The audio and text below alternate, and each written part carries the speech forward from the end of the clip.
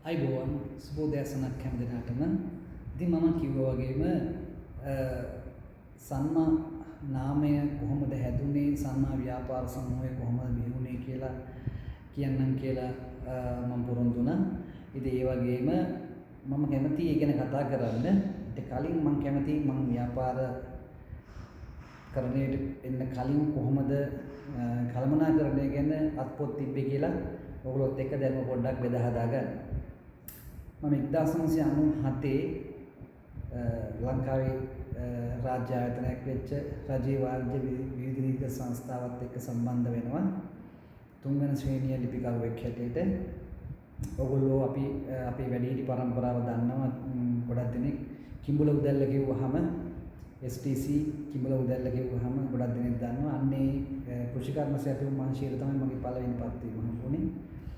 ඇත්තටම මගේ සහකාර සාමාන්‍ය අධිකාරිවරයා වෙලා හිටියේ W ධර්මශ්‍රී කියන මහත්මයා, ශ්‍රීපාලී ආදිශේෂ්. එතුමා තමයි මට කළමනාකරණයේ අත්පොත් ඉගැන්වුවේ. තරම හරිම ආඩම්බරයි. මට මතකයි එක සැරයක් එතුමා කියනවා අඳුන්ගේ මේ කබඩ් එක අස් කරලා ඒ හැම ෆයිල් එකක්ම අරගෙන එළියට අරගෙන ඒවේ අඩුපාඩු ටික බලලා ඒවා ෆෝලියෝ කරන්න කියලා. ඉතින් ඒක තමයි මම ඉගෙන ගත්ත කළමනාකරණයේදී කාර්යාල කළමනාකරණයේ පළවෙනි පාඩම. මම ඒ වෙලාවේ එච්චර සතුටකින් නෙමෙයි මේ කාරණාව අහගත්තේ. මොකද අපේ ඔෆිස් එකේ අපේ බ්‍රාන්ච් එකකට කාර්යාල සහායකයෙක් හිටියා. ඒ වෙලාවේ තරුණ ගමට මටත් හිතුණා මම මොකටද මේ කබඩ් අදින්නේ? ඒකට පියන් කෙනෙක් හිටිද්දි මේ මිනිස්සයා මේ මටම වැඩ දෙනවා කියලා මම ඒ වෙලාවේ නොසතුටකින් තමයි හිටියේ.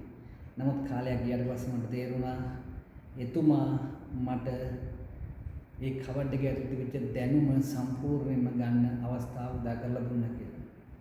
ඉතින් නැවතත් තවත් කොටසකින් හමු වෙමු. සුබ දවසක්.